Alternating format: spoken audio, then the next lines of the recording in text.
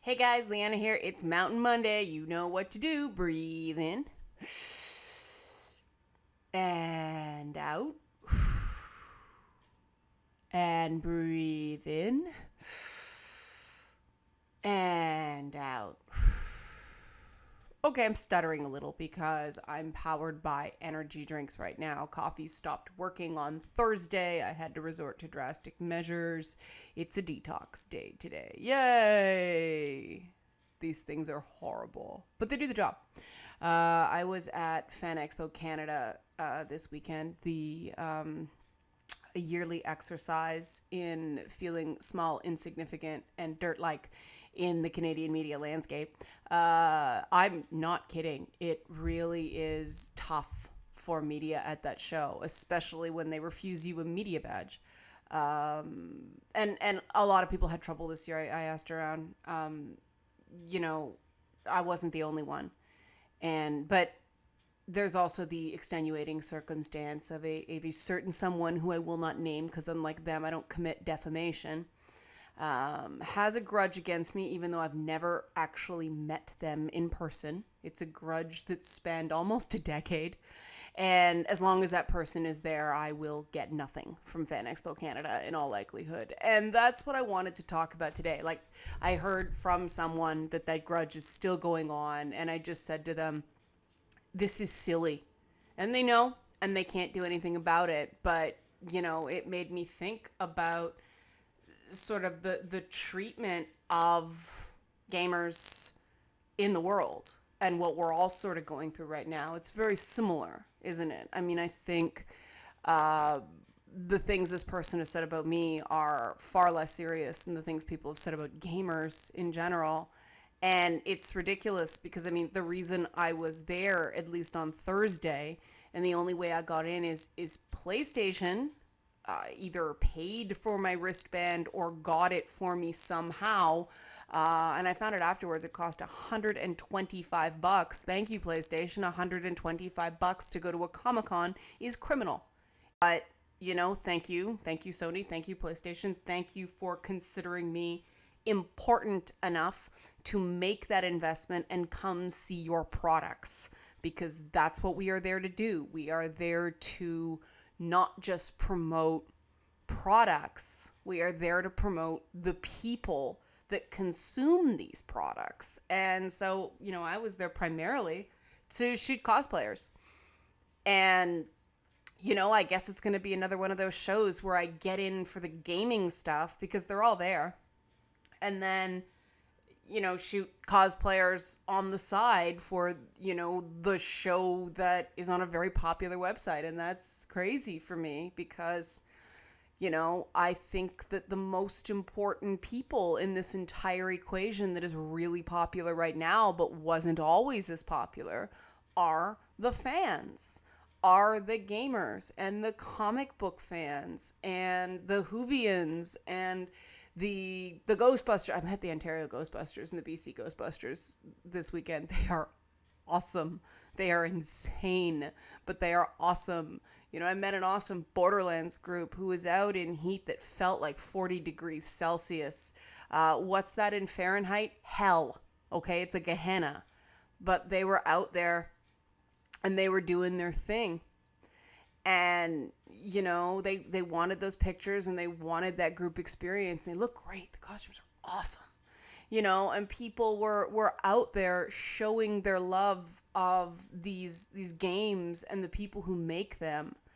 And that is, to me, the people that should matter the most and too often are treated like they matter the least, right? And that's the messed up thing about markets, right?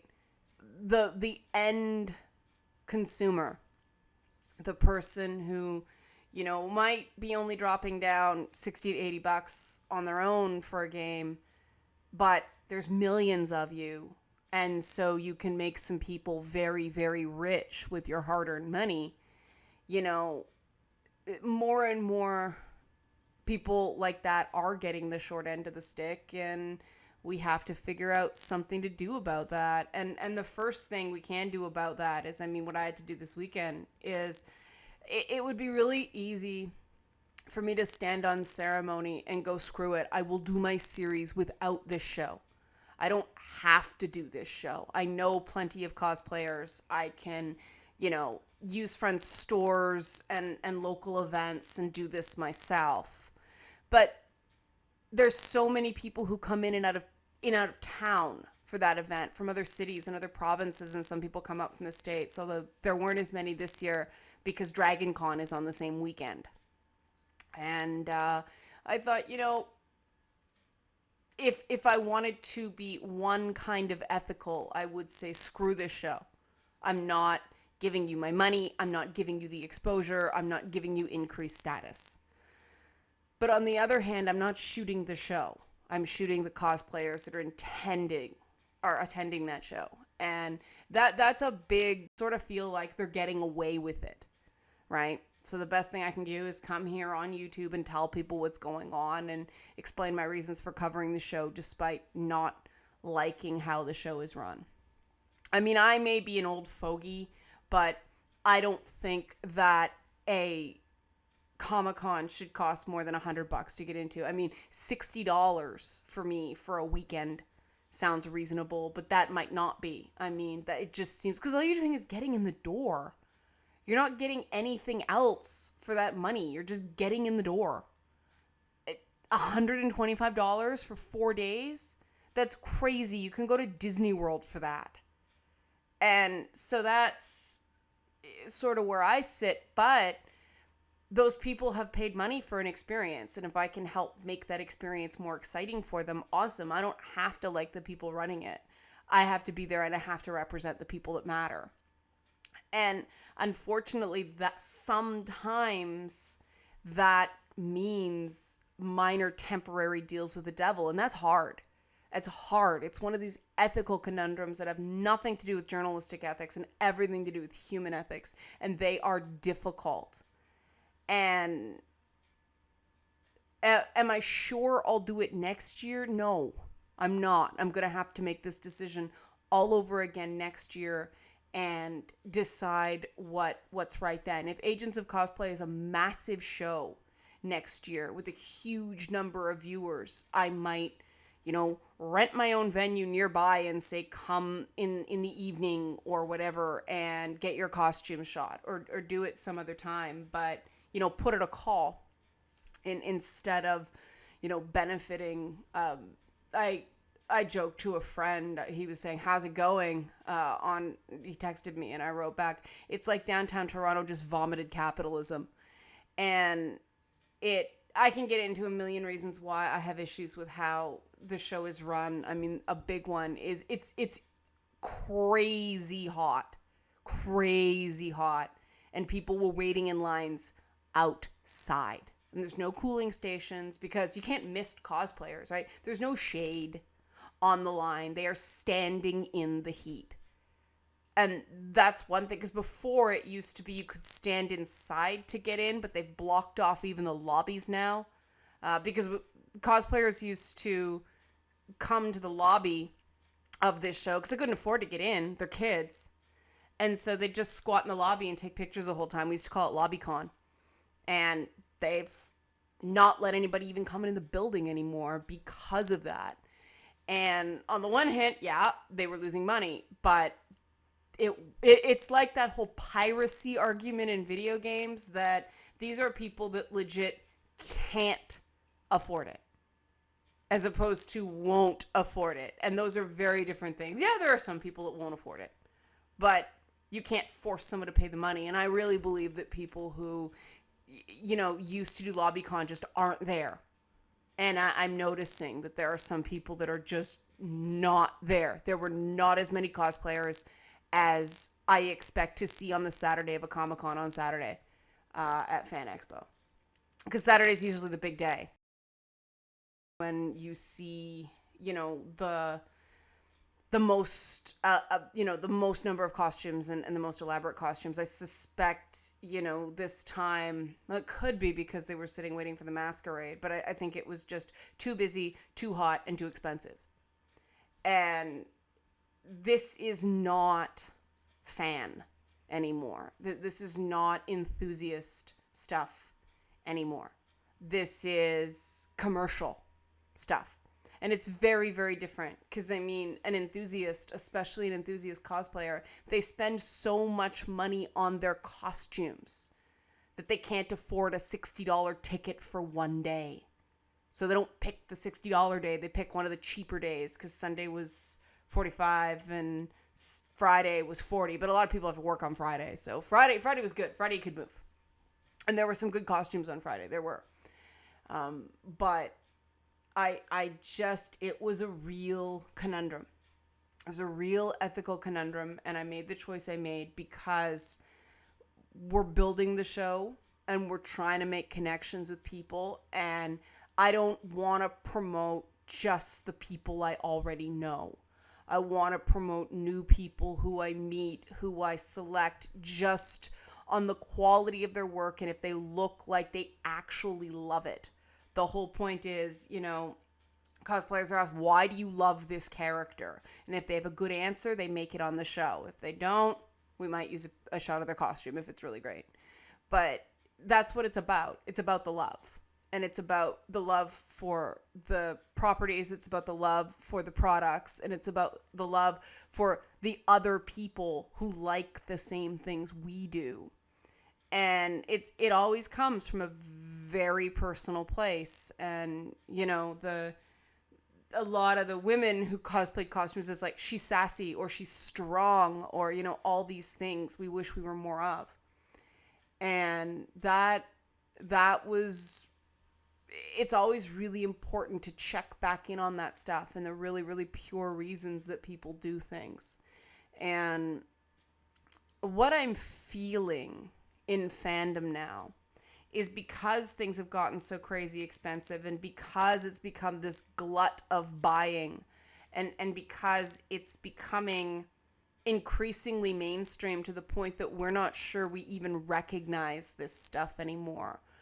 The people that really are enthusiasts, the people that really are fans are finding each other and making it work. And this is what I've found. And if you sort of project, I love this stuff, you'll find other people that love the same stuff you do. If you project, I hate everything, I hate this person, I hate that person, well, you'll find like-minded people there as well. But will that be as fun? No.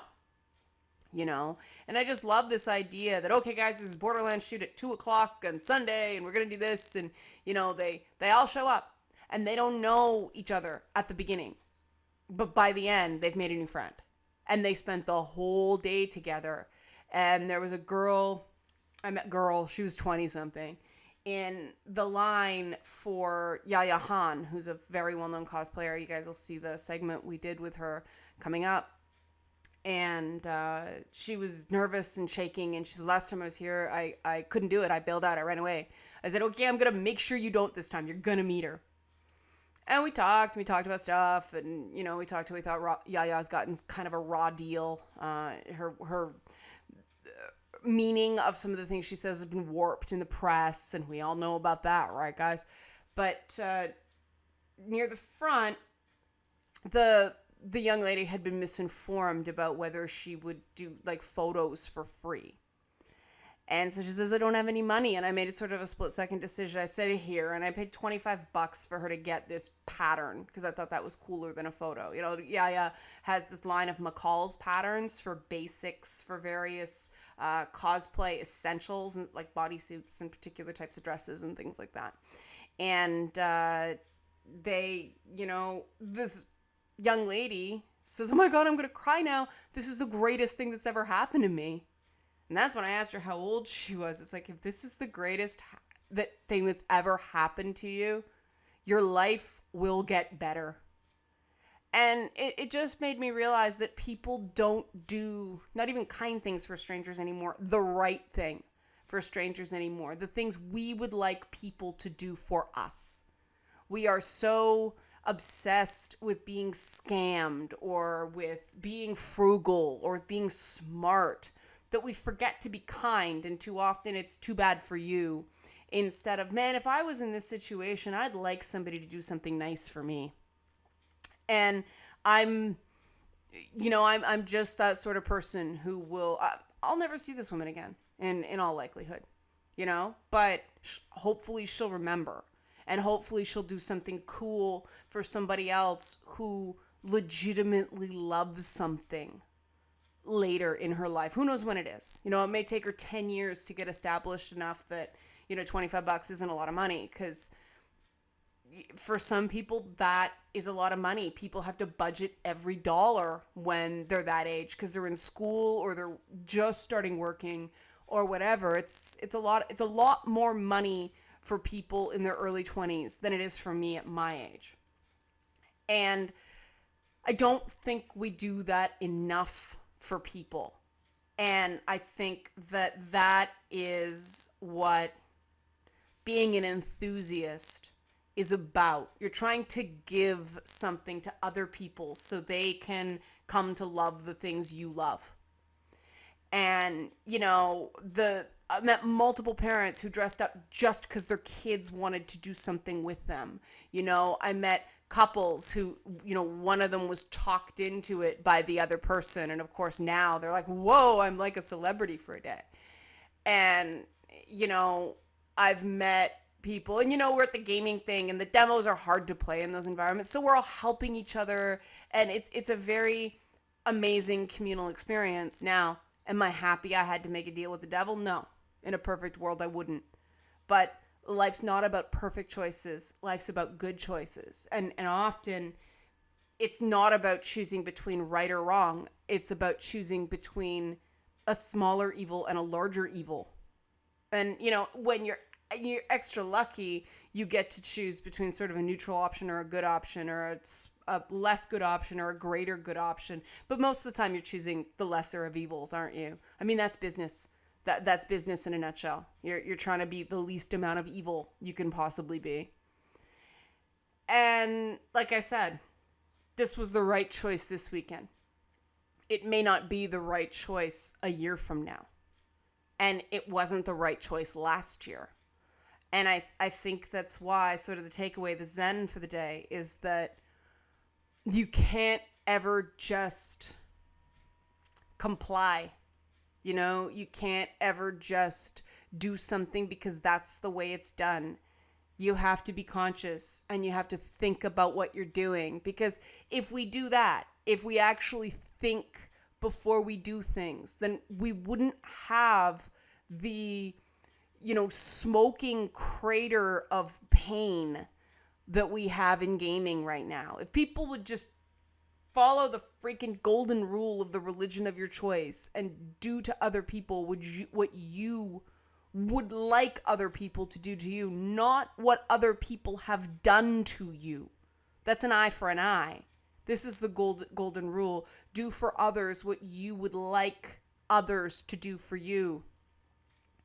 If we all did that, the world would be a better place, and we'd solve this issue in gaming tomorrow. Now, I know not everybody's going to be able to follow the golden rule and treat others the way they'd like to be treated, because that requires self-control and that requires forethought. But I've met a lot of good people who are being treated like bad people right now. And I know you're not bad people. And so it's to you guys I'm speaking right now. We just have to keep being there for each other in the ways we can, and using your own unique skills and your own unique gifts, and finding other people to not help, but share. Because we all have unique gifts. We're all good at some things and better than at others, and terrible at still other things. And no one can do it all. Absolutely no one can do it all on their own. And so that's sort of what I want to leave you with, because that was my takeaway for the weekend. And I like to start these things off because tomorrow is going to be a more thinky video. I'm going to try to do another semi-scripted one. But until then, we're going to do our breathing again to close that segment. Ready? Breathe in. And out. And breathe in. And out.